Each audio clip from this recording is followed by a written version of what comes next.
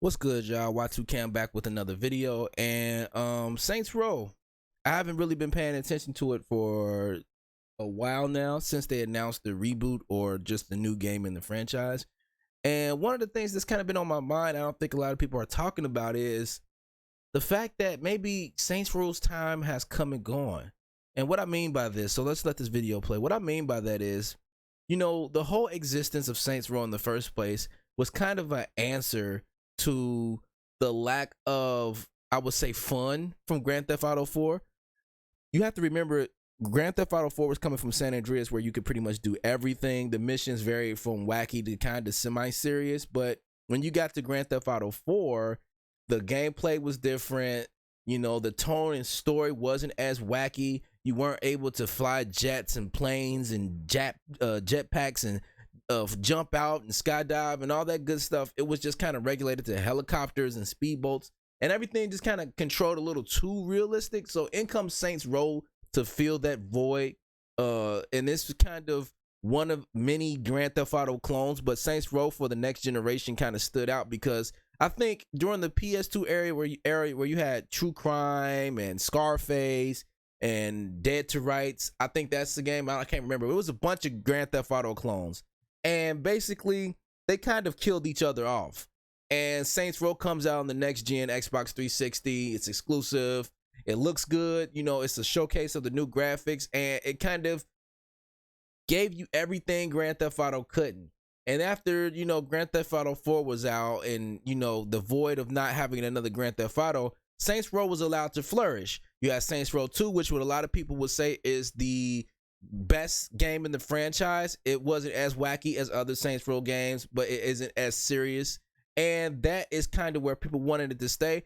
I jumped into the franchise in Saints Row the Third, which was straight out wacky, but still fun and enjoyable. But one of the problems I don't think a lot of people talked about is that Saints Row encountered their biggest issue is that they didn't have a Grand Theft Auto game to pull off of. And what I mean by that is, when everyone was disappointed with Grand Theft Auto, you could look at Grand Theft Auto 4 and say, what are the things that people want from this game, and how can we make a game that satisfies those wants and needs? Here you go with Saints Row. So you get to pull from that and look at that game's flaws and what is lacking.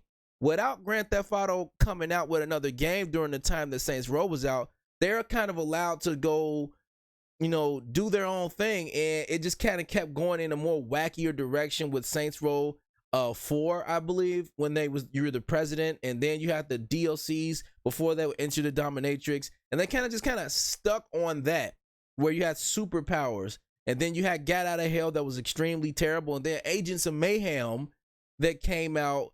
And that game was kind of confusing because it was Saints Row, but it wasn't.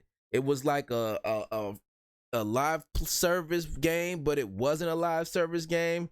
I think that was just the pinnacle of Saints Row not having anything to be inspired from. And then when Grand Theft Auto 5 finally came out, it answered everything that you wanted from Grand Theft Auto 4 and vastly improved on it. So now you got your wackiness with Trevor.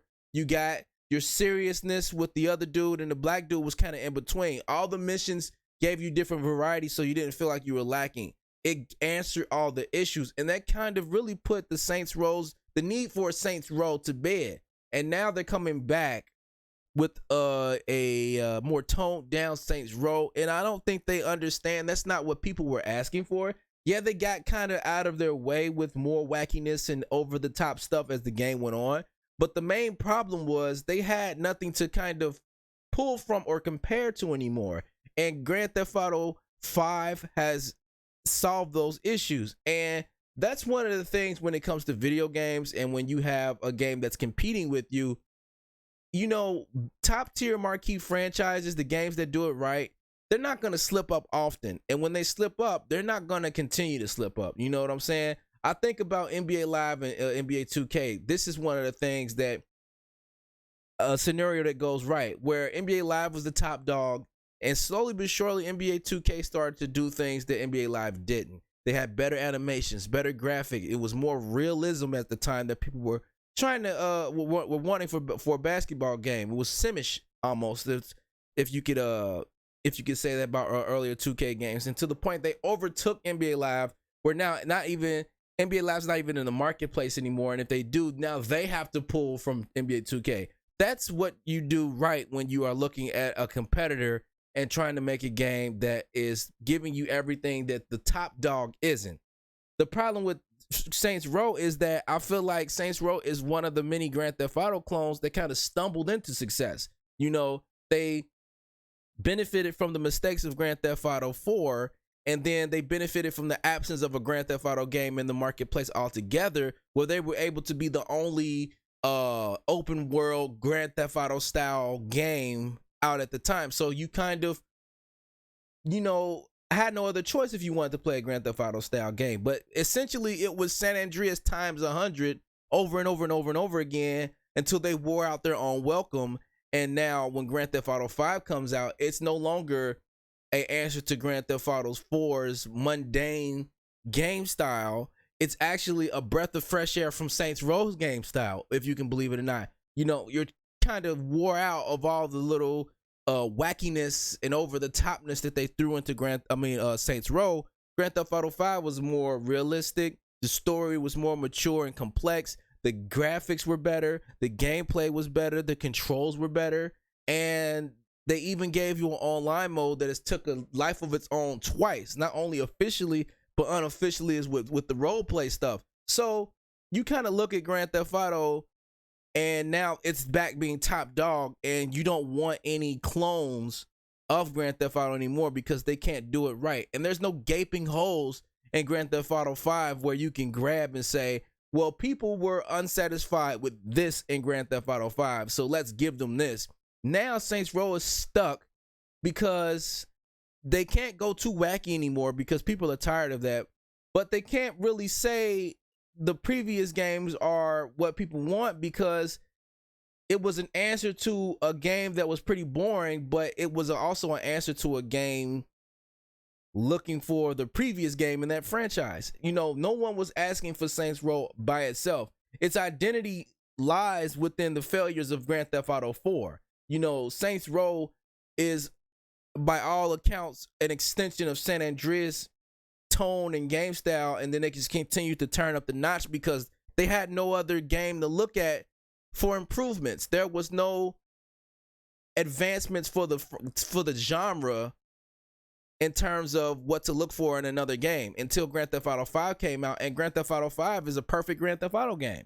It's arguably the best Grand Theft Auto game in the franchise in terms of the graphics, gameplay, story, controls, everything about that Grand Theft Auto game is perfect. I personally, you know, with memories of playing Vice City and San Andreas, those always have a part in my heart, but Grand Theft Auto 5 is the best game in the franchise. So you have a game that's trying to compete with that or operate in that space. I don't necessarily know where San Andreas, I'm so stuck on Grand Theft Auto, where Saints Row stands at this point. This all looks nice, but what are we expecting to get out of a Saints Row franchise at this point? Where do they go? Do they just operate in that space of toned down mayhem and tongue-in-cheek humor and that's it? Or do they continue to grow? Like, what space do they occupy at this point? Because they've proven that people don't want the super wacky, over the top, you know, teenage kid humor, but they also don't want super boring, super serious, because that never was Saints Row in tone. So I don't know, man. I don't know. You know, I think that some games just don't need to come back. Some franchises don't need to come back, because what about this shows that this is like a reboot, in the sense that this is a new beginning for Saints Row as a franchise? What about this says that this is different? If anything, this is Saints Row 2.5 or 3.5, whereas it's not looking as wacky as Saints Row the Third, but it has all of the stuff in Saints Row the Third. It's just toned down to Saints Row 2 levels, or a little bit outside of Saints Row 2 levels.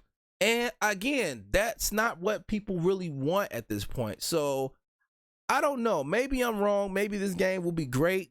Maybe this game will do good and go on to continue this franchise. But me personally, I'm just kind of scratching my head at exactly what are they going for here on Saints Row, and a reboot at that? So where's this franchise gonna go? Is this gonna even scratch an itch that anybody is kind of looking for at this point? But let me know in the comments down below how you feel about this new Saints Row, and do you agree with what I said? Let me know in the comments. I really want to get some dialogue about that, because I haven't really seen people address that. I've seen people talk about woke and all that nonsense that has nothing to do with the actual game itself. So let me know in the comments down below how you feel about that. Are you getting this? Let me know. Like, comment, share, and subscribe, all that good stuff, and I'll catch you on the next one. Peace.